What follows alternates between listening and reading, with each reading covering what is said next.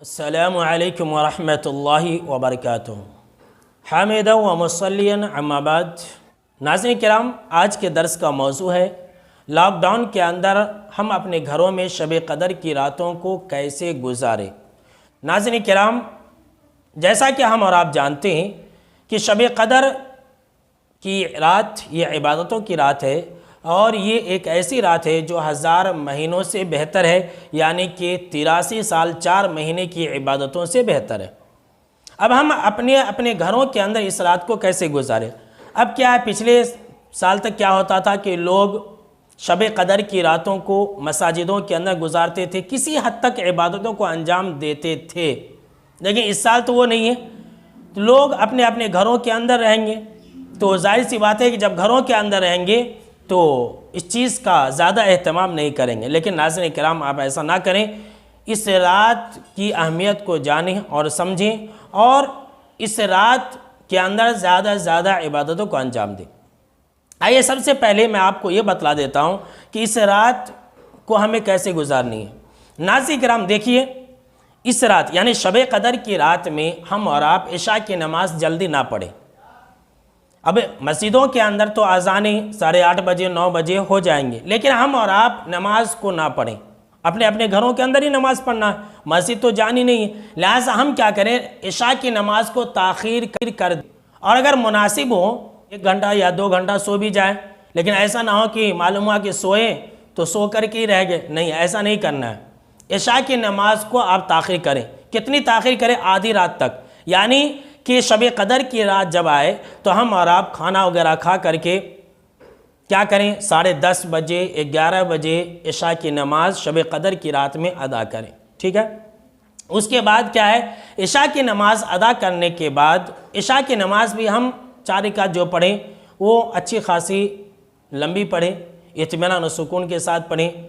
जो सजदे की दुआ है हम ज़्यादा मांगें, यानी सुब्हानका अल्लाहुम्मा रब्बना व बिहम्दिका अल्लाहुम्मा मग़फ़िरली या सुब्हान रब्बियल आला, जो दुआ है इस दुआ को हम बहुत ज़्यादा मरतबा पढ़ें, इत्मीनान और सुकून से 4 रकात अदा करें। उसके बाद जो इशा की 2 रकात सुन्नतें हैं वो अदा करें। उसके बाद ज़िक्र व अज़कार करें। उसके बाद जब रात के 12 बज जाए तो रात के 12 बजे हम और आप तरावी की नमाज़ पढ़ने के लिए खड़े हो जाएं। और रात के 12 बजे आधी रात के बाद, इसलिए कि देखिए अक्सर बेशतर होता ये है कि लोग 10, 11, 12 बजे तक जागते हैं, उसके बाद सो जाते हैं। इसकी मिसाल यूँ ही समझे कि इंसान खूब मेहनत करे, जब इनाम लेने का वक्त आए तो सो जाए। अक्सर बेशतर लोग 12 बजे के बाद सो जाते हैं।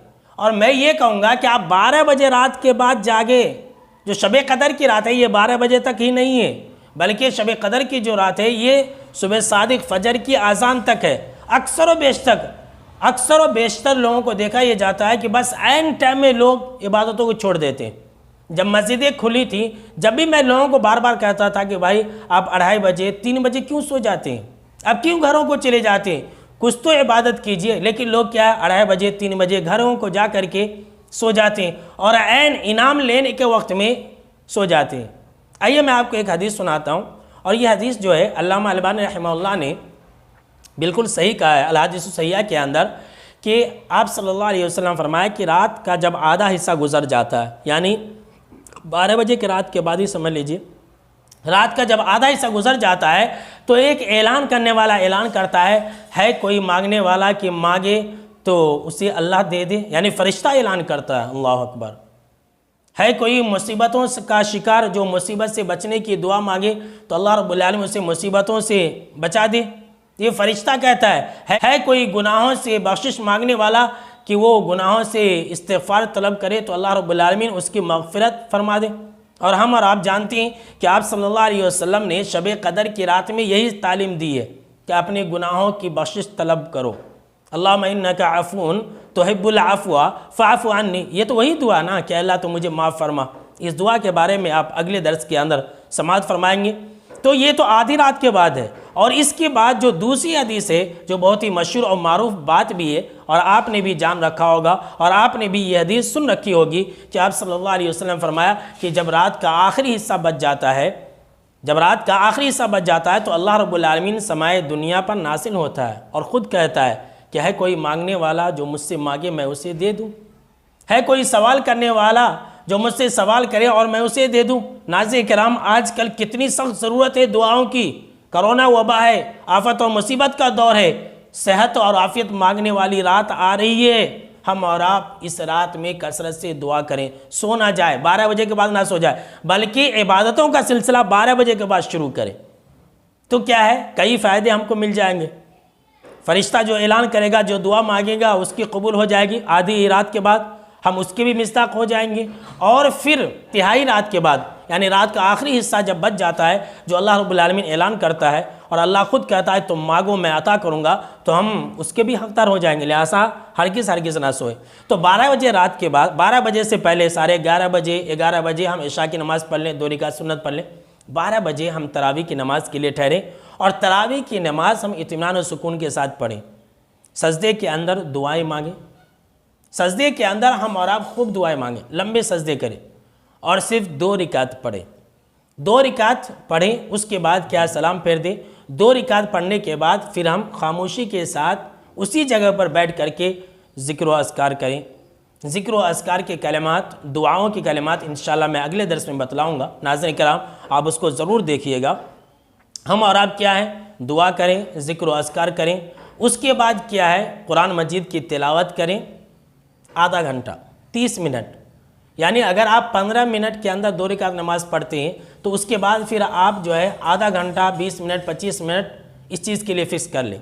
उसके बाद क्या है, अगर आपको तिलावत कुरान मजीद नहीं आती है तो कोई बात नहीं है, आपके घर में कोई तो एक इंसान होगा जिसे कुरान मजीद की तिलावत आती होगी। आप सब लोग बैठ जाएँ और उस एक इंसान को कहें कि भाई आप तिलावत कीजिए और हम सुनेंगे, और सब लोग खामोशी के साथ सुने। अगर खामोशी के साथ सुनेंगे तो अल्लाह हमारे ऊपर रहम करेगा, फरिश्ते अपनी रहमत की चादर से हमें ढांक लेंगे। कितनी बड़ी बड़ी फजीलतें हैं, कितना आसान है अमल करना। हम और आप ही अमल करना नहीं चाहते। फिर हम क्या करें, आधा घंटे के बाद फिर 2 रकात के लिए ठहरें, फिर 2 रकात पढ़ें। फिर 2 रकात पढ़ने के बाद क्या, वैसे ही हम लंबे सजदे करें और सजदे के अंदर दुआओं का एहतमाम करें। अरबी के अंदर अगर हम और आप दुआ मांगेंगे तो अल्हम्दुलिल्लाह बहुत अच्छी बात है, और अगर नहीं आती है तो बाज़ अहले इल्म ने कहा कि उर्दू के अंदर भी अपनी ज़ुबान में दुआएं मांग सकते हैं, इसलिए कि नफिल नमाज है। लिहाजा फिर हम 2 रकात पढ़ें। फिर 2 रकात के बाद फिर हम ऐसा ही करें, ज़िक्र व अस्कार करें, तिलावत कुरान मजीद पढ़ें या फिर सुने, या फिर हाथ उठा करके दुआएं करें, दुनिया व आखिरत की भलाई की दुआ करें। और इसी तरह से जो ज़िक्र अस्कार है वो हम करें, और जो कुछ भी मांगना है हम अल्लाह रब्बुल आलमीन से मांगे। और बेहतरीन दुआएं इंशाअल्लाह मैं आपको बताने वाला हूँ। इस तरह से 2-2 रकात करें। और याद रखें नाज़रीन किराम, बहुत सारे लोग ऐसा करते हैं कि शब कदर की रात में चुपके सजदे में जाके दुआएं मांगते हैं। ऐसा ना करें, ये बिदअत है, ये इस्लाम का तरीक़ा नहीं है। नफिल नमाज पढ़ते हुए सजदे की हालत में दुआ करना है। तो हमें रात सारा 2-2 रकात पर वक्फ़ा देना है। और बीच में अगर आपको उकताहट महसूस होती है तो आप चाय वगैरह भी नोश कर सकते हैं। और अल्हम्दुलिल्लाह आप ऐसा करके देखें, सारी रात आप इबादतों को अंजाम देंगे और उकताहट नहीं होगी। बस एक ही मरतबा पढ़ लेते हैं तो क्या इंसान थक जाता है। लिहाजा नाज़रीन किराम, इस रात की अहमियत को समझें। उसके बाद क्या है कि अब 3 बज जाते हैं। जब रात के 3 बज जाएंगे तब औरतों के पकाने का मसला रहता, तो जो ख़वातीन हैं वो पकाने जा सकती हैं, लेकिन क्या पकाने के साथ साथ वो अपनी ज़ुबान के ऊपर दुआओं को जारी रखे। ये कोई ज़रूरी नहीं है कि इंसान हाथ उठा के ही दुआ मांगे। दुआ के आदाब में से इंसान क़िबला रू हो करके ही बैठे। दुआ के आदाब में से हमने अपने लिए बहुत मुश्किलें पैदा कर ली। पकाते हुए, सहरी का पकवान पकाते हुए ज़िक्र अस्कार करें, दुआ करें। उसके बाद क्या है कि मर्द लोग इबादतों में मशगूल हैं, अपने अहलो अयाल के लिए दुआएं मांगें। नाज़रीन किराम, इस रात को यूं ही बर्बाद ना करें। उसके बाद क्या है कि जब मर्द लोगों को बुलाया जाए तब जो है वो सहरी को जाए, और सहरी बिल्कुल आखिरी वक्त में करें। 4:30 बजे जब सहरी का वक्त होता है, जो सहरी का वक्त ख़त्म है, हम और आप जानते हैं कि 4:30 बजे के करीब सहरी का वक्त ख़त्म होता है, तो बिल्कुल आखिरी वक्त में 4:15 बजे, ऐसा जितना कम टाइम में हम सहरी कर सकें उतना अच्छा है हमारे लिए। इस रात को हम और आप इबादतों के साथ गुजारें। ग़ीबत, चुगलखोरी, झूठ और हंसी और मजाक में बातों को अंजाम देते हुए पार्टी और फंक्शन करते हुए इस रात को ना गुजारे। ये रात इबादतों वाली रात है। नाज़रीन किराम, याद रखें, ये रात एक ऐसी रात है कि इस रात क़याम करने से इंसान की जितने भी पिछले गुनाह हैं वो सब माफ़ हो जाती हैं।